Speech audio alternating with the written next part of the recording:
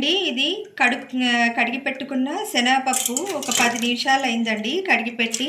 ఇందులోనే 4 పచ్చిమిరపకాయలు, తర్వాత కొన్ని ఉల్లిపాయలు, తర్వాత ఇదిగోండి కడిగి పెట్టుకున్న గోంగూర.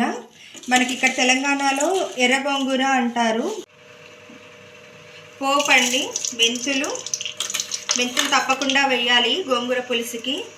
జీలకర్ర, ఆవాలు, అట్లాగే ఇందులో పసుపు, కారం, ఇదిగోండి ఉప్పు కూడా వేసేస్తున్నాను. ఇక్కడ పోపు వేగింది కదండి, ఇంగువ కూడా వేసేస్తున్నాను. పోపు అంతా వేసేసాను.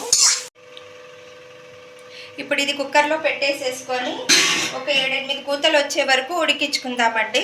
సరే, ఉడికిపోయిందండి పప్పు. కొంచెం ఇట్లా బద్ద విరిగినట్టు అవుతే చాలండి. మనకి గోంగూర పులుసు అంటే ఇలాగే చేసుకుంటారు, ఆంధ్ర స్టైల్ ఇది. మీరు కూడా ఒకసారి ట్రై చేసి చూడండి, ఎలా వచ్చిందో కామెంట్ చేయండి. Please like, share and subscribe.